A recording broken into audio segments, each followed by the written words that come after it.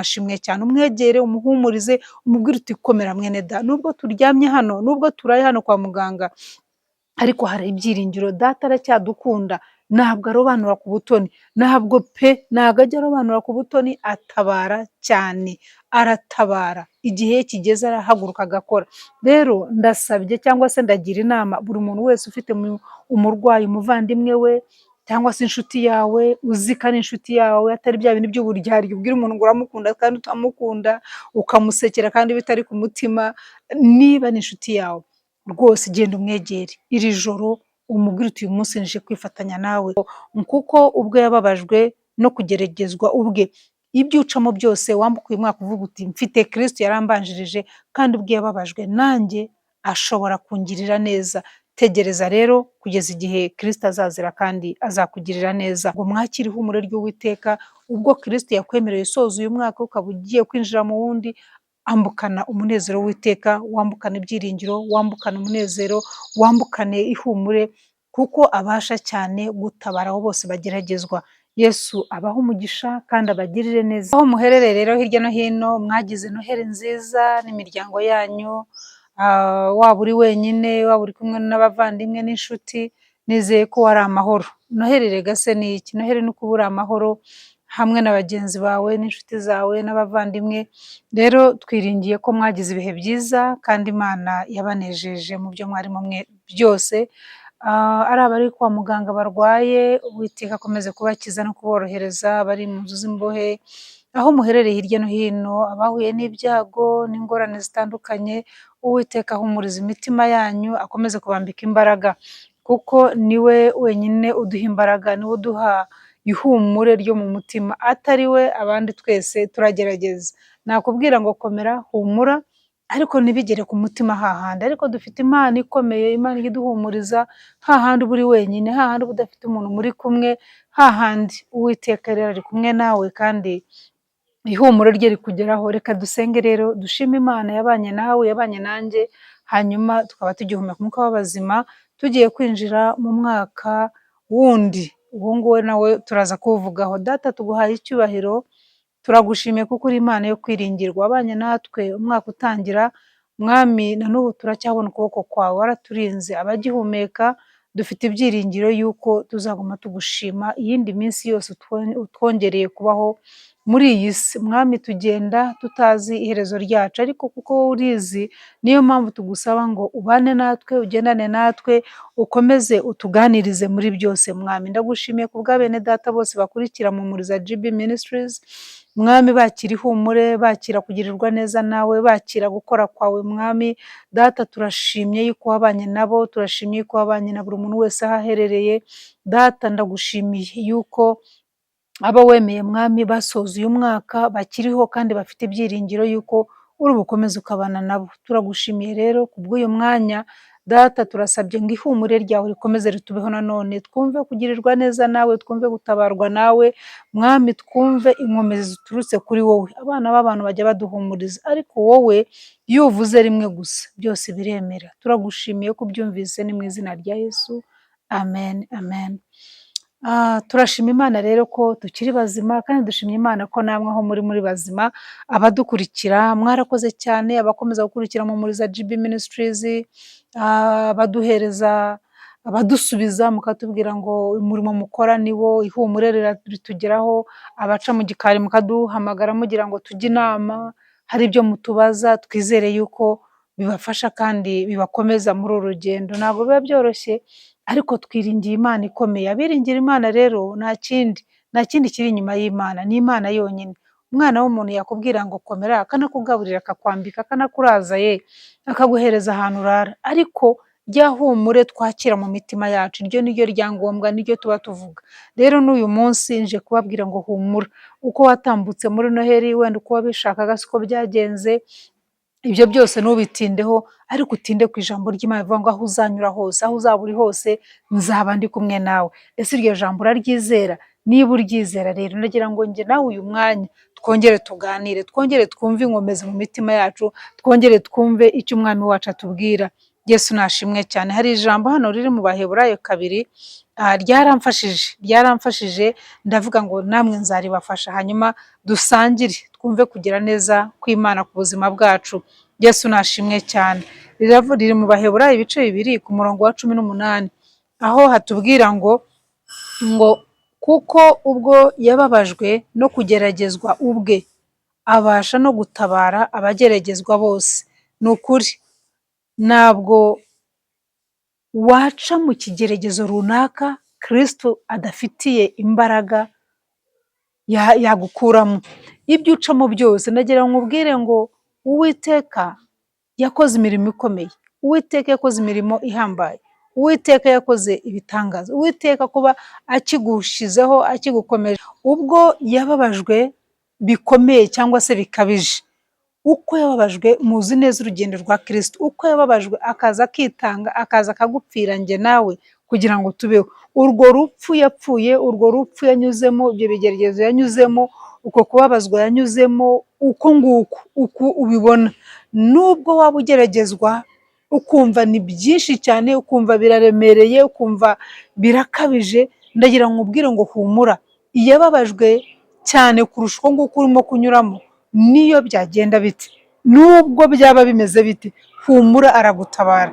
Ntabwo tuzi ngo biragenda bite, ariko icyo tuzi ni uko ibasha cyane gukora ibirenze ibyo dutekereza n'ibyo twibwira. Sinzi ibyo wibwira, nanjye ibyo nibwira ndabizi, ariko nagira ngo nkubwire ngo ubwo ibasha gukora cyane ibirenze ibyo utekereza.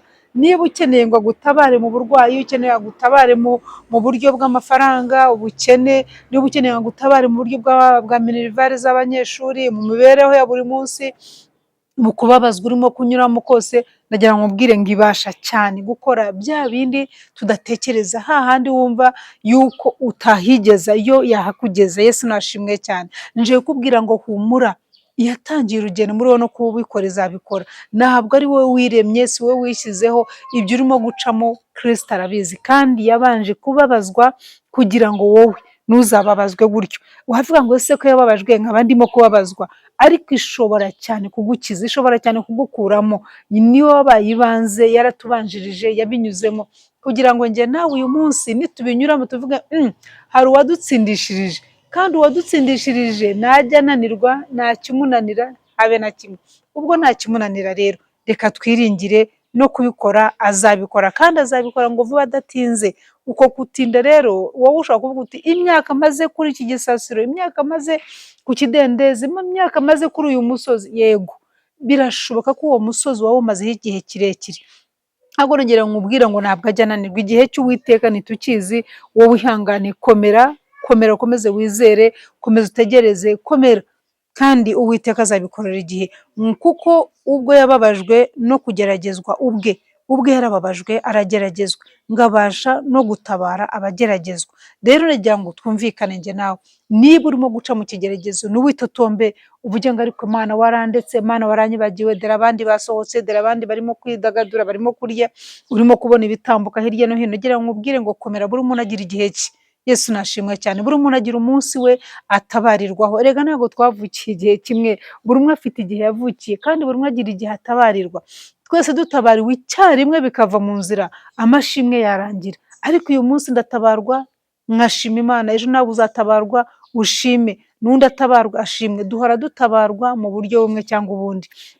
Uburyo rero waba utabariwemo bwose, ndagira ngo wihangane, tegereza igihe cy'Uwiteka nikigera, no kubikora azabikora, kandi ngo azabikora vuba adatinze. Ako niko kajya kanezeza. Ntabwo tuzi ngo igihe ni ikihe, twebwe tubara igihe bitewe n'uko twize, bitewe n'ubumenyi ufite, bitewe n'uko ubyumva. Ahubwo imyaka maze, ese buriya Imana uriya muntu iracyamwibuka? Ese ntimuzi inkuru ya Yobu? Yobu se byari bimeze bite? Nta muntu wari wagera mu gihe cyo kurenga Yobu, igihe yageragezwaga, uko dusoma inkuru ye, uko twumva ukuntu yageragejwe, cyangwa se Kristo. Ntabwo Kristo yakwemera ugeragezwa kugeza aho utari bubashe kwihangana. Rero ndaje kukubwira ngo tugiye gutangira uyu mwaka wa 2026, ndagira ngo wakire ihumure, wambukane rino jambo rikubwira ngo ibasha Yesu nashimwe cyane. Ubwo yababajwe akageragezwa bikomeye, ngo nawe ubwawe ubasha gutabara na ba bandi. Ndagira ngo wambukane ijambo rivuga ngo ubwo yababajwe akaba yaranyuze muri ako kababaro, akaba azi ukuntu umuntu ababara, ukuntu umuntu ababazwa, ukuntu umuntu atotezwa, ukuntu umuntu asonza, ukuntu umuntu yambara ubusa, ukuntu umuntu abaho adafite abantu, abantu bakamusiga bakamutererana, bakamuhindukaho bari kumwe, murabizi neza. Ariko ngo niba yaraciye muri ibyo ngo abasha no gutabara. Rero nje kukubwira ngo komera, humura, nubwo urimo kubabazwa ubu ngubu, ariko abasha no kugutabara nawe. Kandi uko abishoboye rero, reka abe ariwo duhanga amaso, reka ariwo dutumbira, reka abe ariwo twizera, reka abe ariwo dushyiraho umutima wacu. Kura umutima wawe ku bantu, ku nshuti n'abavandimwe. Twagiye tubona abantu baduhemukira, abantu baguhinduka, umuntu mukaba mwahanye gahunda ngo mugiye kugendana urugendo runaka, mugiye gukora ikintu runaka, mbese hari ibintu mugiye gufatanya mukore, mwaba mugitangira mushyize mu nzira, wa muntu akaguhinduka, wa muntu ugasanga pe byarangiye uko wabitekereza siko bigenze. Ariko Kristo ntabwo azigera agusiga niyo byaba bimeze biti. Umva na hahandi wumva yuko nta gutabarwa ufite, nje kukubwira ngo gutabarwa kurahari. Wowe tegereza umwizere, ntabwo tuzakorwa n'isoni kubamutegereza. Kandi ngo ba bandi bava mu masezerano ari nta mpamvu, umva nawe urabyumva kuba witesheje umugisha wawe. Rero ndagira ngo mubwire njye nawe mureke tugumemo, reka tugumemo, twizere, twihangane, dukomere kandi twizere, tugire ibyiringiro. Uvuga uti niba uyu munsi Kristo anyemereye nkaba mbyutse, niba ubyutse menya ko buri bwire, kandi nibwira menya ko buri buke, kuko wakubitwa uyu munsi, wageragezwa uyu munsi cyangwa se aya masaha, ariko kuko tutazi imbere hacu, tutazi ngo ese bizaba bimeze bite, icyo dukora turakora, tukizera, tugahaguruka, tukagerageza. Ariko ntabwo uba uzi ngo umunota ukurikiraho biraba bimeze biti, kuko ni benshi muba muri kumwe mwavuganaga mu kanya ukumva ngo birarangiye. Ariko rero kuko dufite Kristo uri muri twe, reka twe gutakaza ibyiringiro, dukomeze twizere, dukomeze duhanga amaso Kristo, tutegereze kugeza igihe azazira, kugeza igihe uzatabarirwa. Sinzi igihe, nta nubwo nzi umunsi, sinzi rwose pe, ariko icyo nkubwiye ni uko ari uwo kwizerwa. Iyo yavuze mu ijambo no kubikora arabikora. Rero njye nawe na mugenzi wawe ukwegereye, na wa wundi ushobora kwegera, mugereho, umubwire uti akira ihumure, umubwire uti komera mwene da, nubwo ugeragezwa muri ubwo burwayi, nubwo ugeragezwa muri ibyo bibazo bikomeye bikugarije, ni ukuri ntusinzira. Urumva abantu barakwanze, urumva nta muntu ukigutekereza, urumva nta muntu pe wanakwegera ngo utakiri. Hari abantu bavuga ngo erega nta bantu bakiriho, nta muntu wakwizera ngo abe wabwira ibyawe. Koko birashoboka, hari abo wabwiye bakuvamo, hari abo wabwiye babibwira isi yose, ariko nagira ngo mbwire ngo baracyahari, hari abizerwa, hari umuntu wabwira akubwira ngo humura, ariko uzi kubura n'umuntu ukubwira ngo komera.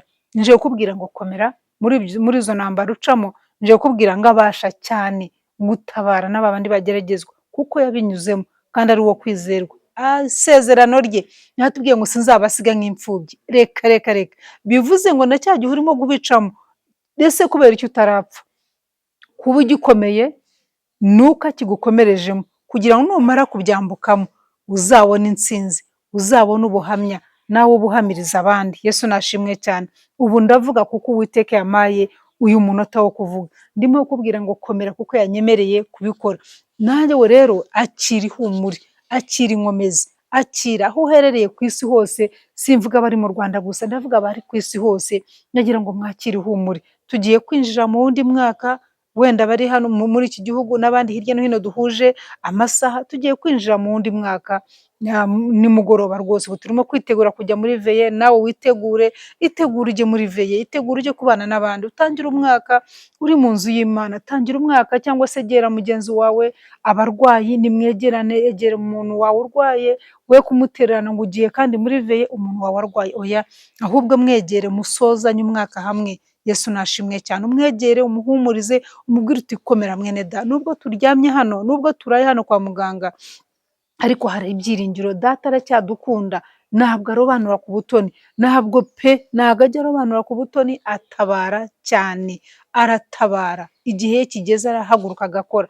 Rero ndasabye cyangwa se ndagira inama buri muntu wese ufite umurwayi, umuvandimwe we cyangwa se inshuti yawe uzi ko ari inshuti yawe atari bya bintu by'uburyarya ubwira umuntu ngo uramukunda kandi utamukunda, ukamusekera kandi bitari ku mutima, niba ni inshuti yawe rwose genda umwegere iri joro umubwire uti uyu munsi nije kwifatanya nawe kugira ngo dusoze umwaka hamwe. Abari bugufi, abatari bugufi rero bari kure muhamagare umubwire uti ndakwifurije umwaka mushya muhire, ndakwifurije gukomera muri uyu mwaka utambutse hari ibitaratunganye, ariko noneho uyu tugiye kwinjiramo muhereza amagambo y'inkomezi umubwire uti Kristo aracyakora.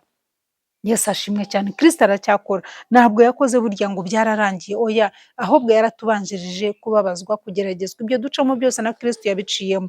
Rero mwegere umuhereza inkomezi, ababyeyi mwegere abana banyu, abana namwe mwe kumva yuko mushaka kwirirwa ngo mujye gutarama hanze, nimugendere n'ababyeyi musozane umwaka abo bishobokera, ariko kuko hari abari mu mirimo hirya no hino nabo tubifurije umwaka mushya muhire, kugira ngo mu mirimo bakora ya buri munsi, mu mirimo mbese itandukanye nagiye kurondorera hano, bose turabifurije, turifuriza abanyagihugu cyacu, igihugu cy'u Rwanda, turabifurije pe, kuva ku muyobozi wacu w'igihugu uturangaje imbere, turabifurije umwaka mushya muhire, Uwiteka akomeze kubaha ubwenge. Tumaze igihe twiga ku ijambo ryo gutunga ubwenge bw'Imana, turasenze ngo ubwenge bw'Imana bubabeho kuva hejuru kugera ku nzego zo hasi, kugera kuri wa muturage tutazi. Imana y'amahoro ibasukire ubwenge, Imana y'amahoro ibigishe, Imana y'amahoro iduhe ubwenge bwo kuntu twagenda muri iyi si, ukuntu twabana n'abandi amahoro, ukuntu twafatanya tukubaka igihugu cyacu, tutirengagije tuvuge ngo hari abo bireba n'abandi bitareba, oya,